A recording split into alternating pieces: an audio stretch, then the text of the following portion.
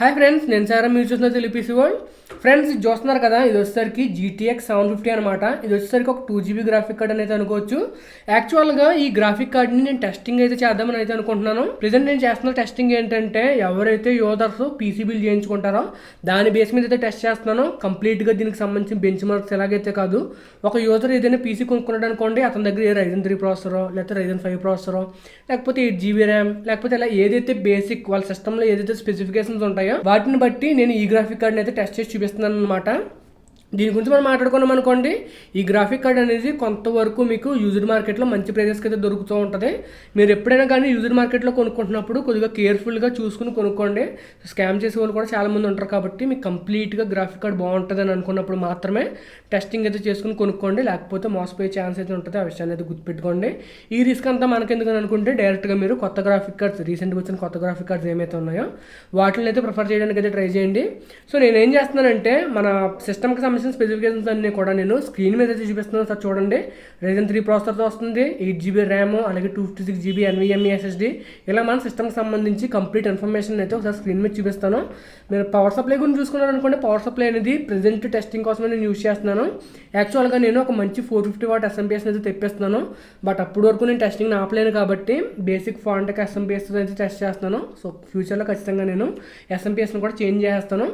ఈ వీడియోలో ఏంటంటే, మనకి అడోబ్ ప్రీమియర్ ప్రోలో ఈ గ్రాఫిక్ కార్డ్ ఎలా పర్ఫామ్ చేస్తుంది అనేది కంప్లీట్గా అయితే మీకు చూపిస్తాను అనమాట. సో ఒకసారి నేను ఏం చేస్తానంటే, ఈ గ్రాఫిక్ కార్డ్ని ఆ సిస్టంలో అయితే ఇన్స్టాల్ చేస్తాను.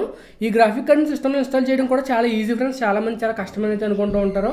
ఈజీ, జస్ట్ ఈ క్లిప్ని మీరు వెనక్కనండి. క్లిప్ని మీరు వెనక్కని మీరు ఎగ్జాక్ట్గా చూసుకోవాల్సి ఉంటుంది. మనకి గ్రాఫిక్ కార్డ్ స్లాట్ ఏదైతే ఉందో ఆ గ్రాఫిక్ కార్డ్ స్లాట్ దగ్గర పెట్టి జస్ట్ మీరు ఇలా ప్రెస్ చేస్తారనుకోండి. సో అంతే అనమాట. మీరు గ్రాఫిక్ కార్డ్ ఎప్పుడైనా కానీ ఇన్స్టాల్ చేసుకోవడం చాలా తేలిక. అలా పెట్టుకున్నట్లయితే మీరు గ్రాఫిక్ కార్డ్ ఇన్స్టాల్ చేసుకున్నట్లే. ఇప్పుడు మీరు ఏం చేయాలంటే, HDMI కేబుల్ని కానీ లేదా VGA కేబుల్ని కానీ గ్రాఫిక్ కార్డ్కి అయితే కనెక్ట్ చేయాల్సి ఉంటుంది. గుర్తుపెట్టుకోండి, ఒకవేళ మీరు మదర్ బోర్డ్ కనెక్ట్ చేసుకుంటున్నట్లయితే మీరు గ్రాఫిక్ కార్డ్ ఇన్స్టాల్ చేసుకున్నారు కాబట్టి ఆ కేబుల్ మీరు గ్రాఫిక్ కార్డ్కి అయితే కనెక్ట్ చేయాల్సి ఉంటుంది.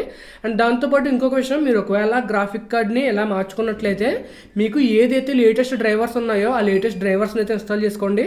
అప్పుడే మీకు బెస్ట్ పర్ఫార్మెన్స్ అయితే వస్తుంది. ఆ విషయాన్ని మాత్రం మర్చిపోకండి. చాలామంది ఏం చేస్తారంటే, గ్రాఫిక్ కార్డ్ అప్గ్రేడ్ చేసుకున్నప్పుడు ఆ పాత డ్రైవర్స్ ఏమైతే ఉన్నాయో వాటితో పాటు అయితే యూస్ చేస్తూ ఉంటారు.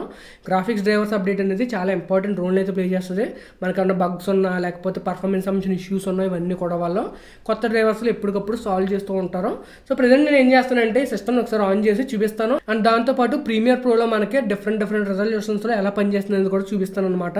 720pలో చూపిస్తాను, 1080pలో చూపిస్తాను, అలాగే మనకి 4Kలో కూడా చూపిస్తాను. వీలైనంత వరకు నేను ఎంత ఎక్కువ టెస్టింగ్ చేయగలిగితే ఆ టెస్టింగ్ అంతా కూడా ఆ వీడియోలో అయితే చూపిస్తాను. ఫ్రెండ్స్, యాక్చువల్గా నేను మన గ్రాఫిక్ కార్డ్ని అయితే పీసీలో అయితే ఇన్స్టాల్ చేస్తాను అనమాట.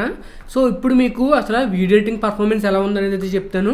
యాక్చువల్గా నేను ఒక పని అయితే చేస్తున్నాను అనమాట. యాక్చువల్గా మీకు ఎలా చూపించాలంటే, నేను స్క్రీన్ రికార్డింగ్ చేసి చూపిద్దామని అనుకున్నాను. నేను మాట్లాడేదంతా కూడా స్క్రీన్ రికార్డింగ్ అయితే పెడదామని అనుకున్నాను. బట్ ఈ గ్రాఫిక్ కార్డులో మీకు NVENC ఎన్కోడర్స్ అయితే లేవు. దానివల్ల సాఫ్ట్వేర్ ఎన్కోడింగ్ అయితే యూస్ చేసుకుంటుంది. సాఫ్ట్వేర్ ఎన్కోడింగ్ అంటే దాదాపుగా ఒక 30 to 40% CPU యూటిలైజేషన్ అయితే అయిపోతుంది అనమాట. సో దాని గురించి ఇంకా నాకు వేరే ఆప్షన్ లేక నేను స్క్రీన్ రికార్డింగ్ని అయితే కంప్లీట్గా ఆఫ్ చేసేస్తున్నాను. కేవలం ఎక్కడైతే రిక్వైర్మెంట్స్ ఉంటాయో అక్కడక్కడ నేను చిన్న క్లిప్స్ యాడ్ చేస్తాను తప్పితే, నేను కంప్లీట్గా నేను ఏదైతే ఎడిటింగ్ చేస్తున్నానో అది మీకు నేను షేర్ చేసుకుని ఆ రిలవెంట్ క్లిప్స్ని అయితే మీకు చూపిస్తాను అనమాట. అదే మీకు NVENC ఎన్కోడర్స్ ఉన్నాయి అనుకోండి, అంత పర్ఫార్మెన్స్ హిట్ అయితే ఉండదు. ఇంకా నాకు వేరే ఆప్షన్ అయితే లేదు. GTX 750లో మీకు ఎన్కోడర్స్ అయితే లేవు. సో నేను ఏం చేస్తున్నానంటే 720p 30fps, 1080p 30, 1080p 60, 4K 30 అలాగే 4K 60 ఇది మీకు ఎలాగుందో ఎడిటింగ్ ఎక్స్పీరియన్స్ అనేది అయితే చూపిస్తాను.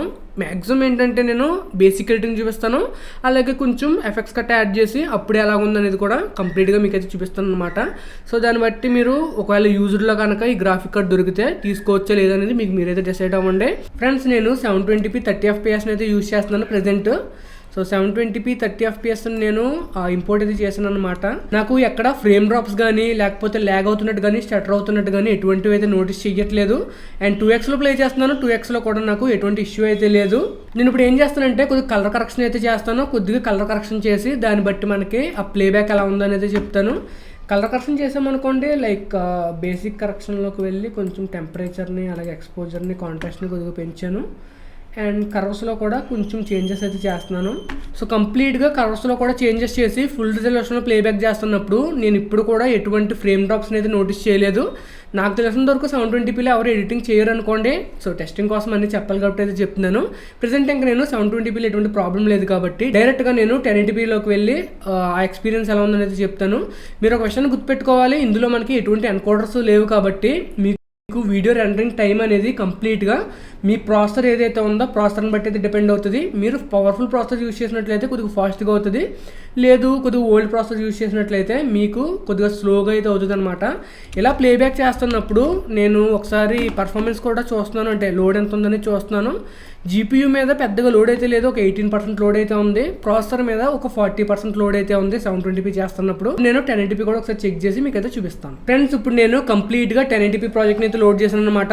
ఈ 1080pలో నేను ఏం చేస్తున్నానంటే బేసిక్ కలర్ కరెక్షన్ చేస్తాను, నార్మల్ ప్లేబ్యాక్ చూస్తాను. అంతేకాకుండా మనకి కొంచెం ఎసెన్షియల్ గ్రాఫిక్స్ అయితే ఉంటుంది కదా, లైక్ టెంప్లెట్స్ ఉంటాయి కదా, టెంప్లెట్స్ కూడా యాడ్ చేసి మనకి పర్ఫార్మెన్స్ ఎలా ఉందనేది చెక్ చేస్తున్నాను అనమాట. నార్మల్ ప్లేబ్యాక్ చూసుకున్నాం అనుకోండి, నార్మల్ ప్లేబ్యాక్లో నాకు ఎటువంటి ప్రాబ్లం అయితే కనిపించలేదు. ఓన్లీ మనం మోషన్ టెంప్లెట్స్ యాడ్ చేసాం అనుకోండి, మోషన్ టెంప్లెట్స్లో కూడా నాకు ఎటువంటి ఫ్రేమ్ డ్రాప్స్ అయితే కనిపించలేదు. సో మోషన్ టెంప్లెట్స్ వరకు 1080p అయితే బాగానే ఉంది. నేను ప్రెజెంట్ ఏం చేస్తానంటే ఒక్కసారి నేను చెప్తుందంతా కూడా 1080p రెజల్యూషన్ చెప్తున్నాను, అండ్ ప్లేబ్యాక్ రెజల్యూషన్ కూడా ఫుల్ అయితే పెట్టాను. ఇప్పుడు నేను ఏం చేస్తానంటే కొద్దిగా కలర్ కరెక్షన్ అయితే అప్లై చేస్తాను, అప్లై చేసి ప్లేబ్యాక్ ఎలా ఉందనేది అయితే చూస్తాను. సో కొద్దిగా కలర్ కరెక్షన్ చేసిన తర్వాత కూడా నాకు నార్మల్ ప్లేబ్యాక్లో అయితే ఎటువంటి ప్రాబ్లం అయితే కనిపించలేదు. అదే మనం కలర్ కరెక్షన్ చేసి కొద్దిగా మోషన్ గ్రాఫిక్ టెంప్లెట్స్ యాడ్ చేసాం అనుకోండి, అప్పుడు నేను ఫుల్ రిజల్యూషన్లో కొంచెం ఫ్రేమ్ డ్రాప్స్ అయితే నోటీస్ చేశాను. అదే మనం రిజల్యూషన్ కనుక హాఫ్లోకి చేంజ్ చేసుకున్నట్లయితే సో ఆ ఫ్రేమ్ డ్రాప్స్ కూడా నాకైతే కనిపించలేదు. ఓవరాల్గా నేను 750 గ్రాఫిక్ కార్డ్ అనేది మీకు లైక్ 1080p ఎడిటింగ్ వరకు కూడా పర్వాలేదు, బాగానైతే హ్యాండిల్ చేస్తుంది. బట్ ర్యామ్ ఈ సిస్టంలో 8GB ఉంది, ఆ విషయాన్ని అయితే గుర్తుపెట్టుకోండి. ఒక 16GB ఉన్నట్లయితే మీకు ఇంకొంచెం హెల్ప్ అవుద్ది అనేది చెప్పాలి. బట్ నేనేంటంటే యావరేజ్గా ప్రతి ఒక్కరు ఎలాంటి పీసీ బిల్డ్స్ చేసుకుంటారో దాన్ని బట్టి అయితే ఈ వీడియోని అయితే రికార్డ్ చేస్తాను అనమాట. బెంచ్ మార్కింగ్ విషయంలో కానీ లేకపోతే రివ్యూలు పోస్ట్ చేసేలాగైతే చేయట్లేదు. సో ఓవరాల్గా ఒక యూజర్ ఇటువంటి పీసీలో బిల్డ్ చేయించుకుంటారు కాబట్టి దాని యొక్క పర్ఫార్మెన్స్ ఎలా ఉందని దానికోసం అయితే చెప్తున్నాను. ఫ్రెండ్స్, నేను నెక్స్ట్ 1080p 60fps అయితే టెస్ట్ చేశాను అనమాట. సో 1080p 60fpsలో కూడా నాకు GTX 750 గ్రాఫిక్ కార్డ్తో ఎడిటింగ్ చేస్తున్నప్పుడు నేను ఫ్రేమ్ డ్రాప్స్ కానీ స్టటర్స్ కానీ ఏం నోటీస్ చేయలేదు. ఒకవేళ మనం మోషన్ గ్రాఫిక్ టెంప్లెట్స్ యూస్ చేసినా కూడా నాకు పెద్దగా ఫ్రేమ్ షటర్స్ అయితే ఏం నోటీస్ చేయలేదు. అదే మనం కలర్ కరెక్షన్స్ చేసామనుకోండి, కలర్ కరెక్షన్స్ కూడా నార్మల్గా అయితే నోటీస్ చేయలేదు. కానీ మనం మోషన్ గ్రాఫిక్ టెంప్లెట్స్ యూస్ చేసి కలర్ కరెక్షన్ కూడా చేసినట్లయితే నేను ఫ్రేమ్ డ్రాప్స్ అయితే నోటీస్ చేశాను. సో బేసిక్గా మీకు చెప్పాలంటే 1080p 30fps ఎలా అనిపించిందో 1080p 60fps కూడా నాకు వీడియో ఎడిటింగ్ విషయంలో అలాగే అయితే అనిపించింది. పెద్దగా డిఫరెన్సెస్ అయితే నేను నోటీస్ చేయలేదు. మేబీ నాకు తెలిసినంత వరకు 1080p అనేది మ్యాక్సిమం మేనేజబుల్, పెద్దగా ప్రాబ్లం అయితే ఉండదు. ఓన్లీ 4K విషయంలో మాత్రమే చాలా పీసీస్ అయితే స్ట్రగుల్ అవుతూ ఉంటాయి అనమాట. మీరు ఒకవేళ ఫుల్ ఫ్లెడ్జ్డ్గా 4K ఎడిటింగ్ చేయాలనుకుంటే మీకు చాలా హై అండ్ పీసీ అయితే ఉండాలి. సో ప్రెసెంట్ నేను ఏం చేస్తానంటే ఈ ప్రాజెక్ట్స్ అన్ని క్లోజ్ చేసి ఒకసారి 4K 30fps ఏదైతే ఉందో దాని యొక్క ప్లేబ్యాక్ ఎలా ఉంది అండ్ దానికి నాకేమనిపించిందో ఒకసారి అయితే చెప్తాను. 4K 30fps నాకు ఓన్లీ ప్లేబ్యాక్ అయితే మాత్రం ఎటువంటి ప్రాబ్లం అయితే లేదు. ఓన్లీ ప్లేబ్యాక్ అంటే మీరు జస్ట్ కట్ చేసి ఆ రిమైనింగ్ పార్ట్స్ ఏమైతే ఉంటాయో వాటిని కనుక మీరు కనెక్ట్ చేసుకుంటూ వెళ్ళారనుకోండి, చాలా బేసిక్ ఎడిటింగ్ అయితే నాకు పెద్దగా ఇష్యూ ఏమి అనిపించలేదు. అదే మీరు జస్ట్ కొంచెం కలర్ కరెక్షన్ చేసినా కూడా మీరు ఖచ్చితంగా ఫ్రేమ్ డ్రాప్స్ అయితే నోటీస్ చేస్తారో. మీరు ప్లేబ్యాక్ రిజల్యూషన్ కనుక ఫుల్ పెట్టుకున్నట్లయితే మీరు 4K రిజల్యూషన్లో ఎడిటింగ్ చేస్తున్నప్పుడు కన్ఫామ్గా మీరు కలర్ కరెక్షన్ ఏమాత్రం చేసినా కూడా మీరు ఫ్రేమ్ డ్రాప్స్ అయితే నోటీస్ చేస్తారో, ల్యాగ్ అయితే నోటీస్ చేస్తారో. అదే మీరు మోషన్ గ్రాఫిక్ టెంప్లెట్స్ కనుక యాడ్ చేశారనుకోండి, ఆ ఫ్రేమ్ డ్రాప్స్ అనేవి చాలా అయితే పెరిగిపోతున్నాయి అనమాట. ఆ మోషన్ గ్రాఫిక్ టెంప్లెట్స్ ఏమైతే ఉన్నాయో ఆ టెంప్లెట్ ఉన్నంతసేపు కూడా మీకు స్టటరింగ్ అయితే చాలా ఎక్కువ అయితే ఉంది. మీరు 4K 30fpsలోనే ఇంతలా నోటీస్ చేశారంటే 4K 60fpsలో ఆ ప్రాబ్లం అనేది ఇంకా పెరుగుతుంది అనమాట. సో నా ఒపీనియన్లో GTX 750 అనేది మీకు 1080p వరకు కూడా బాగానే హ్యాండిల్ చేస్తుంది అండ్ 4Kకి వచ్చేటప్పటికి స్ట్రగుల్ అవుతుంది. కాబట్టి నా ఒపీనియన్ ఏంటంటే మీరు 2K వీడియో ఎడిటింగ్ కోసం కూడా దీన్ని అయితే యూస్ చేసుకోవచ్చు, పెద్దగా ఇష్యూ అయితే ఉండదు. బట్ ఫుల్ ఫ్లెడ్జ్డ్గా మీరు ఎడిటింగ్ చేసుకోవాలని అనుకుంటే కనుక లైక్ Ryzen 3 1300 కానీ 1300X కానీ ఇటువంటి ప్రాసెసర్ని తీసుకుని ఒక 16GB ర్యామ్ ఉన్న పీసీ ఒకటి తీసుకుని మీరు గ్రాఫిక్ కార్డ్ వచ్చేసరికి GTX 750 కానీ GTX 750 Ti కానీ ఉన్నది తీసుకున్నారనుకోండి, మీకు ఎడిటింగ్ విషయంలో అయితే కన్ఫామ్గా బాగుంటుంది. లైక్ మనకు మ్యాక్సిమం అన్నింటికి కూడా సరిపోతుంది. మీరు ప్రొఫెషనల్ లెవెల్లో 1080p ఎడిటింగ్ చేసుకోవాలని అనుకుంటే మాత్రం డెఫినెట్గా మీరు Ryzen 5 సిరీస్ ప్రాసెసర్ తీసుకుని GTX 1050 Ti కానీ ఇంకా బెటర్ గ్రాఫిక్స్ కానీ తీసుకోవాలి. ఒకవేళ 4K తీసుకునే ఫలమైతే మాత్రం ఇవైతే కన్ఫామ్గా తీసుకోవద్దు. ఎందుకంటే ఈ గ్రాఫిక్ కార్డులో మీకు NVENC ఎన్కోడర్స్ అయితే లేవు. దానివల్ల మీకు ఒకవేళ 4K ఎడిటింగ్ చేసినట్లయితే రెండరింగ్ టైం అనేది చాలా అయితే పెరిగిపోతుంది. ఆ విషయాన్ని అయితే గుర్తుపెట్టుకోండి. సో రెండరింగ్ టైం కూడా మీకు ఇంపార్టెంట్ అని అనుకుంటే మీరు GTX 750 కానీ 750 Ti కానీ అసలు తీసుకోవద్దు. అట్లీస్ట్ మీరు GTX 1050 కానీ అంతకన్నా బెటర్ గ్రాఫిక్ కార్డ్స్ తీసుకున్నట్లయితే అందులో మీకు NVENC ఎన్కోడర్స్తో పాటు వస్తాయి కాబట్టి బేసిక్గా మీకు రెండరింగ్ టైం అనేది చాలా అయితే సేవ్ చేసుకోగలుగుతారు. సో ఎప్పుడైనా కానీ వీడియో ఎడిటింగ్ కోసం తీసుకుంటున్నప్పుడు NVENC ఎన్కోడర్స్ అనేది చాలా ఇంపార్టెంట్ రోల్ అయితే ప్లే చేస్తాయి. అవి లేకుండా మీరు కనుక తీసుకున్నట్లయితే మీకు ఎడిటింగ్ స్మూత్గా ఉన్నప్పటికీ కూడా మీరు ఒక 4K వీడియో లైక్ 4Kలో షార్ట్ ఫిల్మ్ మోడ్ తీసారనుకోండి, అది మీకు ఒక 1 hour తీసినట్లయితే మీకు రెండరింగ్ కోసం ప్రాసెసర్ మీద బేస్ చేసుకుని చేయాలంటే ఆ షార్ట్ ఫిల్మ్ టైం కంటా కూడా ఒక 4 to 5 times ఎక్కువ అయితే పడుతుంది. అంటే మీకు ఒక 1 hour షార్ట్ ఫిల్మ్ తీసినట్లయితే అది మీకు రెండర్ అవ్వడానికి దాదాపుగా 5 hours కానీ 6 hours కానీ పడుతుంది అనమాట.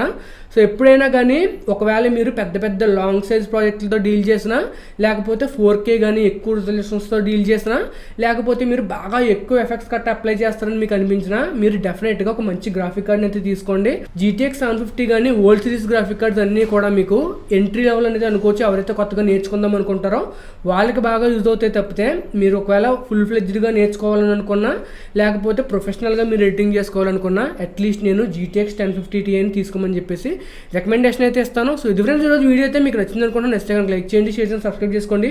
నేను Sairam signing off guys, bye.